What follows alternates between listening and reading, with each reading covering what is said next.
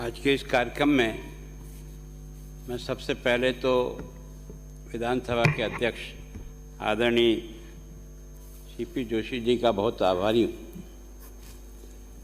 कि आप सबको और मुझे यहाँ बुलाकर मेरे इस पद पर जाने के अवसर पर आपने मुझे शुभकामना देने के लिए, आशीर्वाद देने के लिए इस अवसर का आपने हम सबको लाभ दिया। इसके लिए मैं आपका बहुत बहुत धन्यवाद करता। आदरणीय मुख्यमंत्री जी ने भी मन की बात सही सही कह दी। मुझे बहुत अच्छा लगता है कि आदमी जैसा अंदर सोचता है वो मुंह से बोले। यही जीवन की सबसे बड़ी सफलता का कारण बनता आगे चलकर। आदरणीय संसदीय कार्य मंत्री धारीवाल साहब, आपके साथ कई बार उठापटक हुई, लेकिन फिर भी बाहर जब मिलते हैं तो बहुत प्रेम से मिलते हैं। और अभी सभी लोगों ने अपनी अपनी बात कही।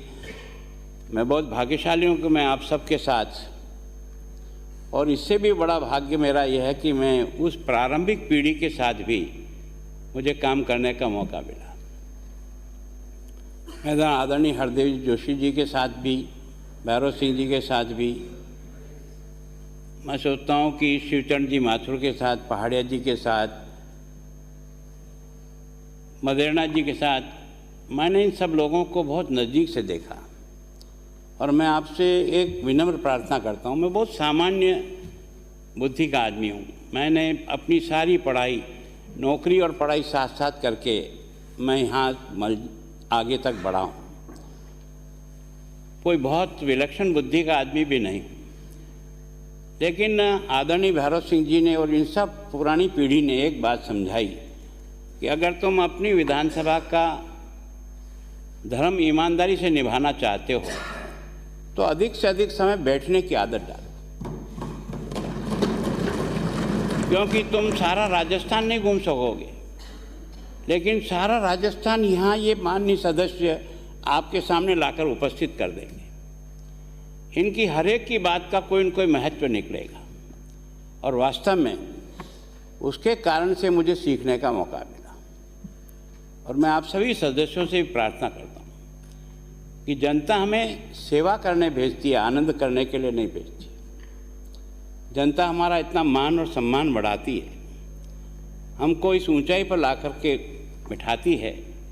उस जनता के प्रति हमारा समर्पण, यही हमारी ज़िंदगी की सबसे बड़ी कमाई है। चुनाव हारना जीतना ये चलता रहता है, कोई इसमें कोई बहुत ज़्यादा अभिमान करने की ज़रूरत नहीं है और दुखी होने की ज़रूरत नहीं है। लेकिन जनता जिस भाव से आपको यहाँ भेजती है उसका प्रतिनिधित्व हम पूरी ईमानदारी के साथ करें, और एक इस बात की कोशिश करें जो मैंने इन सब श्रेष्ठ पुरुषों से, मैंने भैरव सिंह जी को भी देखा, आपस में इस तरह से बहस होती थी कि ऐसा लगता था कि एक दूसरे से लड़ पड़ेंगे, लेकिन बाहर निकलते हुए दोनों एक ही कमरे में चाय पीते हुए मिल जाते थे, भोजन भी साथ साथ करते थे। इसका मतलब हमारा वैचारिक संघर्ष है, हमारा व्यक्तिगत संघर्ष नहीं है। इस विषय को हमें मन से पूरा पकड़ना चाहिए। और मैं सीपी जोशी साहब का बहुत आभारी हूँ कि जब हमारी सरकार थी तब आप हमसे लड़ते थे, हम आपको बिठाते थे, और आप भी ये कोशिश करते थे कि सदन चलना चाहिए। सच में अगर जनता की सेवा करना चाहते हो तो सदन को अधिक से अधिक चलाओ, जो कहना हो यहाँ कहो। अगर बिना बात किए हुए सदन खत्म हो जाएगा तो जनता की समस्या को रखेगा कौन यहाँ पर? हमको जनता ने उसकी समस्या को रखने के लिए, उस पर चर्चा करने के लिए भेजा है, समय बर्बाद करने के लिए नहीं भेजा है। इस विषय को समझने का प्रयास करके इसको आगे बढ़ाने का प्रयास करना चाहिए। मैं सोचता हूँ कि सीपी जोशी साहब और हम दो अलग अलग पार्टी में थे।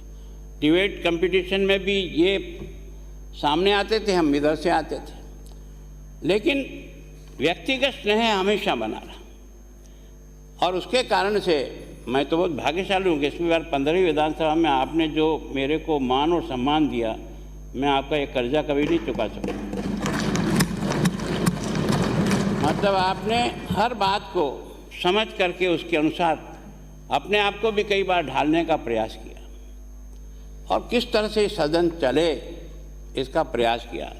ये पहला 15वीं विधानसभा है कि सीपीए के माध्यम से पहली बार हमको पता लगा कि सीपीए होता क्या है, और आपने देश भर के उन सब लोगों को आपने यहाँ इस सदन में बुलाकर इस सदन का भी गौरव बढ़ाया और हमारा भी जीवन में कुछ समझने के लिए एक तरह से आपने अवसर दिया। मैं सोचता हूँ जिंदगी की सफलता और असफलता बाहर कहीं नहीं मिलती, अपने अंदर है। इसको समझने का प्रयास करें। कोई गरीब नहीं होता है, कोई कमज़ोर नहीं होता है। ईश्वर सबको एक सी मशीन दे के भेजता है।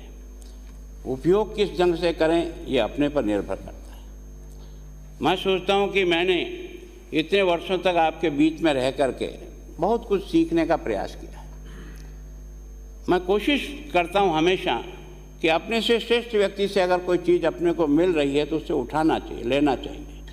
अब मैं आपको अशोक गहलोत साहब आप नहीं जानते होंगे, मैं 80 में भी विधायकपुरी में रहता था, 77 में। मैं आपको एमपी होते हुए भी मेरे उस स्वागत कक्ष में अपने लोगों को टेलीफोन करने के लिए 2-2 घंटे बैठते हुए देखा मैंने। तो मैंने सीखने का प्रयास किया कि एक आदमी एमपी होते हुए भी इस स्वागत कक्ष में बैठ करके अपने लोगों से बातचीत कर रहा है। इसका मतलब अच्छाई तो आप जहाँ से ढूंढो वहाँ से मिलेगा। मैं सोचता हूँ मैंने वसुंधरा जी के साथ भी काम किया, मैंने भैरव सिंह जी के साथ भी काम किया। मैं हमेशा एक बात कहूँगी कि अंदर कुछ और बाहर कुछ ये मत करो, जो अंदर है वो बाहर बताने का प्रयास करो और सच को स्वीकार करो। मेरी बात कई बार यहाँ विधानसभा में मेरी बड़ी अजीब स्थिति में आके खड़ा हो गया और मेरे से कई लोग नाराज़ भी होते हैं कि आपने ये क्या कहा। मैंने कहा नो, जो सच है वो सच है, वो चाहे इधर से हो चाहे इधर से हो। सच को अगर झुठलाने का प्रयास करेंगे तो अपने जीवन में न्यूनता आने का प्रारंभ हो जाएगा। मैं सोचता हूँ हम जीवन में न्यूनता नहीं आए। इस विधानसभा के माध्यम से अपने से जो श्रेष्ठ लोग इस विधानसभा का गौरव और सम्मान बढ़ा के गए, ये उनकी इस हाउस में अपीयरेंस के कारण से बढ़ी है, केवल उनके नेता बनने से नहीं बढ़ी है। इन हाउस में उन्होंने क्या परफॉर्म किया, किस तरह से विषय को रखा जनता के लिए और किस तरह से अपने आप को उसके साथ जोड़ने का प्रयास किया। और मैं सोचता हूँ कई बार सत्ता पक्ष में भी आता है, विरोध कोई अच्छी बात बताता है तो मिलजुल करके उसको एडजस्ट करके उसको अच्छा बनाने का प्रयास करते हैं। जिद नहीं करते हैं कि नहीं उन्होंने कहा इसलिए नहीं मानेंगे। तो मैं सोचता हूं कि मैं बहुत भाग्यशाली हूं कि आप सब में से कई लोग जो सामने बैठे हैं, कोई 6 बार से, कोई 5 बार से, कोई 4 बार से, कोई 7 बार से, कोई 8 बार से मेरे साथ विधायक के रूप में रहे। आदरणीय कैलाश जी में एक बार हम दोनों एक साथ चित्तौड़गढ़ में आए। तो मैं सोचता हूं कि मेरी आप सबसे विनम्र प्रार्थना यह है कि हम जनता के अधिकारी नहीं हैं, जनता के सेवक हैं। इस बात को दिमाग में 24 घंटे रहना चाहिए कि जनता यहाँ काम करने के लिए भेजती है, मस्ती करने के लिए नहीं भेजती है। जनता आपसे कुछ चाहती है कि जब जनता आपको इतना ऊपर उठा करके, गुलाब चंद कटारिया की देलवाड़ा में भी कोई पहचान नहीं थी। आप जब 80 में चुनाव लड़े होंगे तो मेरे घर के डांडे केलू भी आपने देखे होंगे। बहुत सामान्य परिवार से आया हूँ, लेकिन मैं सोचता हूँ कि प्रयत्न किया जाए तो सामान्य परिवार और गरीब परिवार को बाधा नहीं होती है। वो तो एक तरह से हमको आगे बढ़ने की ताकत देता है। अभाव में से व्यक्ति खड़ा होता है तो व्यक्ति ज़्यादा मजबूत बनता है। उसके अभाव ही उसकी ज़िंदगी का आभूषण बन जाता है। लेकिन बस यही रहना चाहिए कि मुझे जनता ने जिस काम के लिए भेजा है, मैं अपनी पूरी ताकत, निष्ठा, ईमानदारी के साथ उस जनता का सेवक बनकर के काम करने का प्रयास करूं। और मैं सोचता हूं जब दुख की घड़ी में और जब चुनाव लड़ते हैं ना, तो वही माई बाप हमको कोई उनको आशीर्वाद देता है, पता नहीं कब सोचता है और कब देता है, और हमारी गाड़ी पार हो जाती है।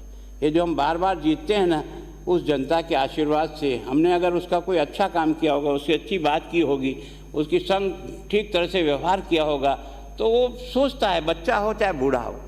ऐसा नहीं है कि 8 साल का बच्चा आ गया तो उसके साथ हमारा व्यवहार दूसरा हो, कोई बड़ा सेठ आ गया तो हमारे साथ व्यवहार दूसरा हो, कोई गरीब फटे कपड़े का आ गया तो हमारा व्यवहार दूसरा हो। ऐसा नहीं है। हम जनप्रतिनिधि हैं। जनता ने हमको जिस काम के लिए भेजा है वो छोटा बड़ा सब मेरे लिए सब कुछ है। उसको सोच करके अपनी यात्रा को आगे बढ़ाए।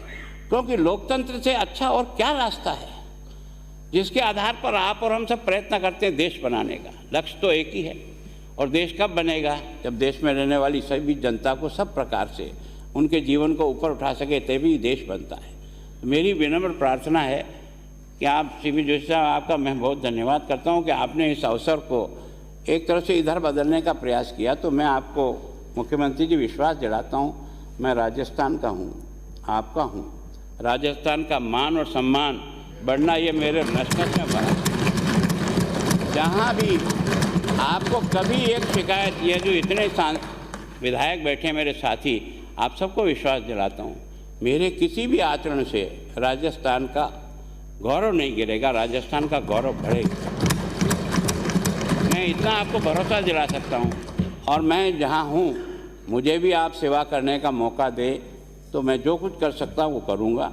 और प्रदेश के लिए भी जो कुछ मेरे इस स्थान का उपयोग होगा, प्रदेश के हित में जो काम किए जा सकते हैं वो मैं चाहे प्रधानमंत्री से या और किसी से भी जाना होगा, मैं निश्चित जाऊंगा। राजस्थान का उत्थान मेरा उत्थान है, आप और मेरा सबका साथ मिलकर के उत्थान है। मैं आपसे फिर, क्योंकि मैं कई बार बड़ा, आपने कहा, बड़ा भावुक हो जाता हूँ, कई बार आपसे भिड़ जाता हूँ, कई बार आपके साथ बड़ा कटु शब्दों का प्रयोग हो जाता है, कई बार आपको लगा होगा। मैं आपसे क्षमा चाहता हूँ। मेरे मन में किसी प्रकार का कोई किसी के वैर दुश्मन या कोई गलत बात रहती नहीं है, कुछ क्षणिक रहती है, उसमें कुछ आवेश में कुछ अगर कमी खामी रही हो तो आप चाहे मंच हो चाहे आप हो, सबसे क्षमा याचना करते हुए आप सबसे आशीर्वाद लेकर, आप सबका आशीर्वाद मेरे पर रहे ताकि मैं अपने काम को एक अच्छे जनसेवक की तरह से और संवैधानिक पद पर रहते हुए, संविधान की पालना करते हुए अपनी इस लोकतंत्र को मजबूत करने के लिए जो कुछ भी मुझसे हो सकेगा ज़रूर करूँगा। धन्यवाद। धन्यवाद माननीय नेता प्रतिपक्ष।